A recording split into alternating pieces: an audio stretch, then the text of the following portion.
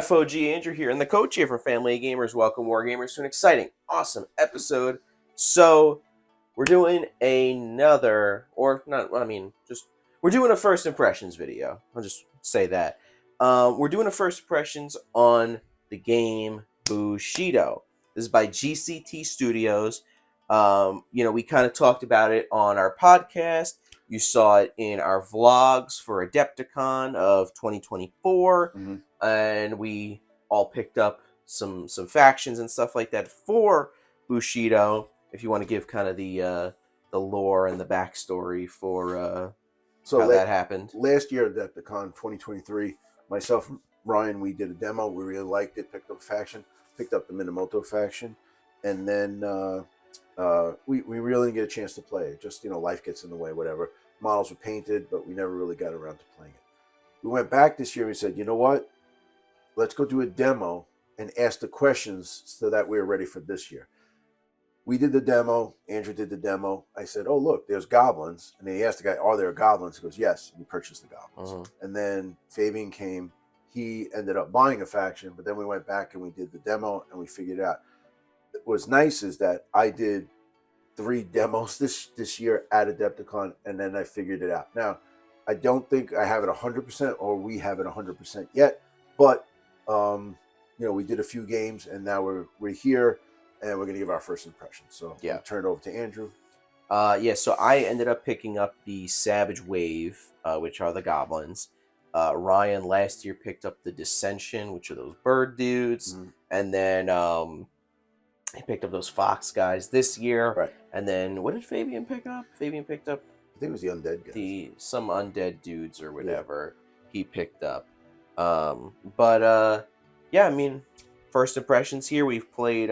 We actually filmed this video already after we played our first game, and then I said, you know what, let's do it again because we have 2 more games under our belt, where we kind of mixed around the lists and stuff like that. We've only done like 70-point games, which is like the starter kind of that's what you game. Get, like your starter box, and then you got to get blisters or another. Some of the guys have 2 boxes that you can buy, right? Or actually, some guys have a big box, which is a little bit more money, but it has like 8 models in it, so you could run a higher point game. Right. So, and then the like a normal game is like about 100 100 points. Yeah. So, first game we did, I took the Savage Wave, you took the Minamoto. It was bad. It took us a long time just because we were not familiar and we were going over the keywords, a lot of keywords. That was the thing. There are a lot of keywords. But I mean, overall, I'll just go out and say it. When we did the video the first time, thought, it's a pretty good game. I like the game. After playing it a couple more times, I really enjoyed it. As we're going, I'm enjoying it even more. First game, I kind of got wrecked with the goblins. Yeah. Okay. Second game, I actually played the Dissension, which were Ryan's guys, and then which has a completely different play style from the goblins. The goblins have you take a ton of guys and they're dying left and right, but you can bring them back. It's situational to bring them back. You need enough key power, but it's right. not like it's a given thing. It's and as I was playing you, I wanted to mitigate that, so I was trying to make sure that you can't bring a guy back. So right, well, it's kind of hard as if I'm still getting key and stuff like that, I could just do it, even without my one guy. But anyways, then I took this Ascension, which are just 5 really powerful guys. I ended up winning that game, and then we just finished our third game where I took the Savage Wave again. You took the Minamoto again, but completely different list. Yeah, well, you exchanged out 2 guys or something. Well, I exchanged 2 for 2. Yeah, right. So which is made a big difference. Right. And the one guy I took, I really like. I wanted to take someone else, but I didn't have the points. So, yeah. So, it's really good, and it's actually like a really good system, I think. With you have the dice, I really like the kind of blind rolling Yes. all, like you don't see what each other's I know. rolling, Is so he you'll gonna roll? Is he gonna roll all defense, or is he gonna attack me? Do I right, roll all attack dice? Do I roll defense dice? Do I, right, like that? And then it comes like, well, if I don't roll enough, am I gonna get high enough on the chart where I can do something? right, So and now with the chart, I was worried because yeah, I'm not particularly fond of charts, but it really works. The wound chart really works in this game, like yeah. really good. The wound chart is because it's not like, oh, you got 8 and I got 4. It's not 4 damage. It could be 1 damage because you still have to roll a 2d6 to Right. see how many wounds you get.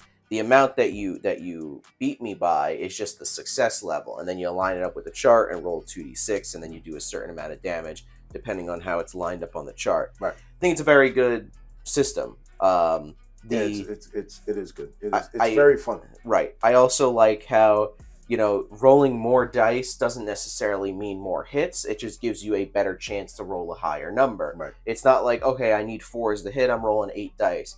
No, it's, okay, my guy is attacking you at 2 dice, and then, it's just, Right. If your guy attacks with 2 dice, the highest you can get is 7. right, Which is because nice. you would get 6, and then you have the other dice, which are supporting dice, and then that can increase It does. your result. It does take a bit to get used to, Definitely, but after you do it a definitely. few times, it Yeah, becomes second nature, and it's Right. good. It's like, and then you can kind of start to manipulate because like one of my guys in melee can re-roll a dice, and I can do it either in damage or in melee. And you roll, and it's like ones get thrown out, but should I re-roll that, or should Yeah. I roll maybe for damage? right, So it's really good strategy wise, and there's like kind of luck but gambling involved in it. Yeah. Like trying to figure out your opponent what he's going to do. right. I thought that aspect. I thought it was great. Yeah. I really thought that was a lot of fun. And when I look at a game, I'm like, okay, you have something like Dead Zone, everything is 3s, 8s explode. It's like it's its own kind of unique dice system. Mhm. It's not like, okay, The dice I'm rolling pool, yeah. 3 dice, I need 4s or higher. Oh, I need, I need 6s or high, I need this. No, it's a lot more interesting. And it's you not know? like Test of Honor where you have to pass a test. So you Right. need 3 successes. Right, at least 3 Right.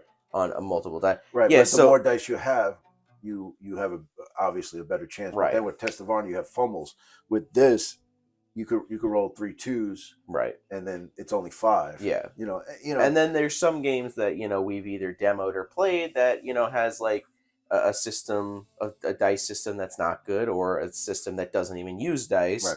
I think dice is always the way to go. Minis and dice. Yeah. That's for me. It's minis and good Dice- minis, good dice, good rules. I'm ready Minis, to go. dice, tokens, and cards. So that's you. I like the miniatures, dice, and good, solid rule that that makes it tactical. Yeah, You like which cards and which, tokens. which Bushido definitely does here.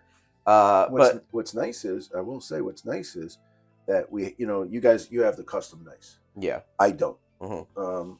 Doesn't matter because you just need 2 different colors. Right. But we could not find any tokens. We have a ton of tokens from 100 other games. Yeah. We just used those, and it was like, oh well, this is going to be for this. This is going to be for this. So, comparing, like the Dissension and the Mini Moto, where you have like kind of like 5, strong dudes, and then taking the Goblins, where you have 7 dudes, but the whole army basically stinks, and then but you just keep bringing them back. Mhm. I think.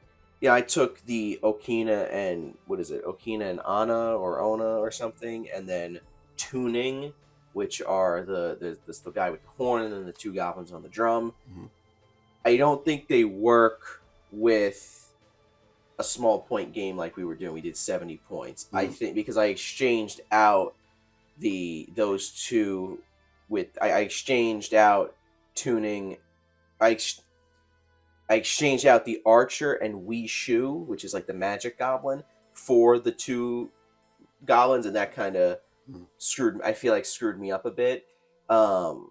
Just because they're like support guys, Right. and I feel like on a bigger game, it would be a lot better. I feel the same way. I think if I go to bigger game, I took to 2 blacksmiths, Yeah. and in a way it helped for this mission because we had 3 objectives, so they were Right. able to hold those objectives. Right. But I think that I might take both of them out and get maybe another beater in there. Right. But I think, but in a bigger game, I would take another 2 guys, Right. and take the blacksmiths because they can basically help out a lot. Right.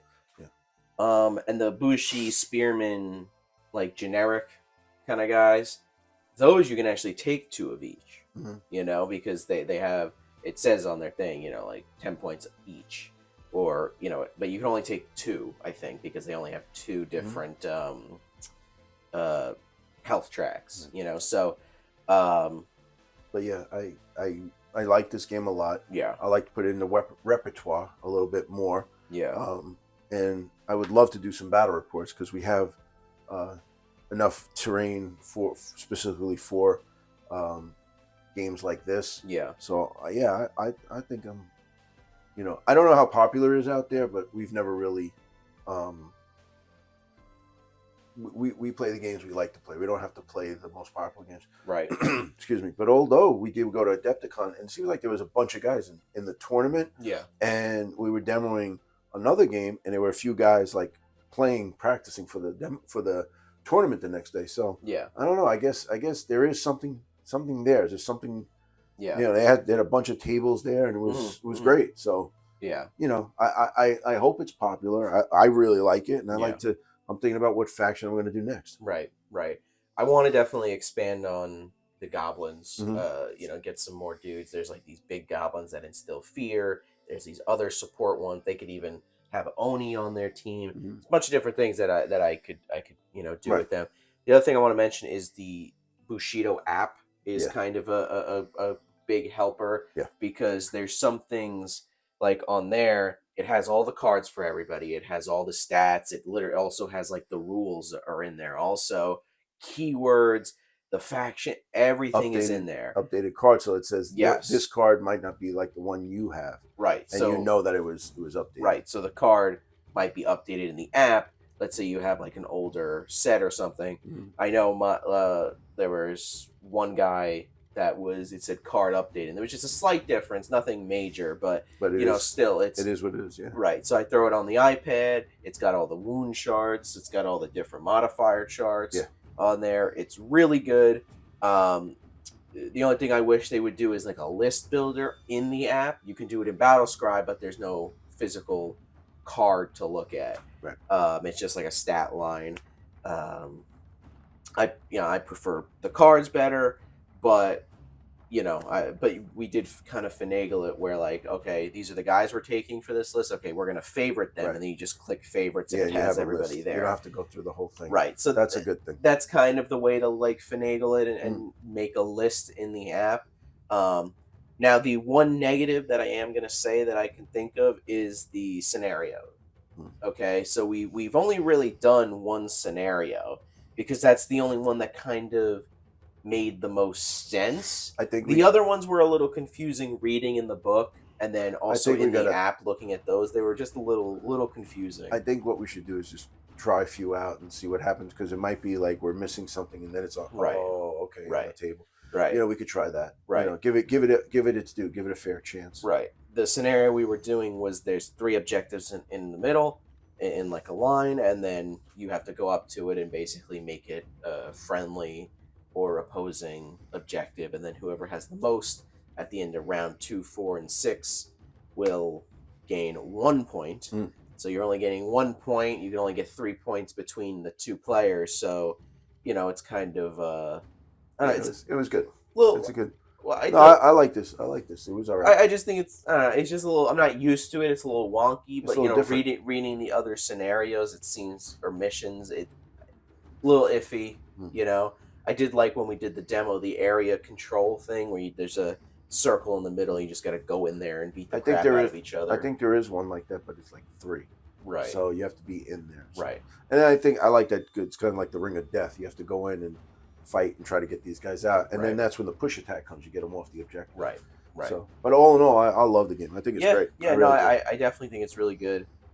We got to get Ryan and Fabian to get over here and Get a few games in. do some games because they haven't really played, So yeah. So are you guys a fan of the game Bushido? Let us know down in the comments below. If you are a fan, let us know like kind of what you might recommend for our factions. Again, you have the Minimoto, I got the Savage Wave. So let us know down in the comments below. Got any tips or recommendations for anything? Again, let us know. There's also some videos on the screen that you can check out that we've posted in the past. Also, our link tree is in the description that you can check out. It's got all of our links to our social medias, our Patreon, our Discord, and our podcast is in there as well. And then if you want, you can become a channel member by clicking join next to our channel name. You get videos early and stuff like that. So, and special posts in the community tab. So if you're interested, you guys can check that out. We really appreciate all of our Patreon members and YouTube members that we have right now. But that's it, guys. We'll see you in the next one.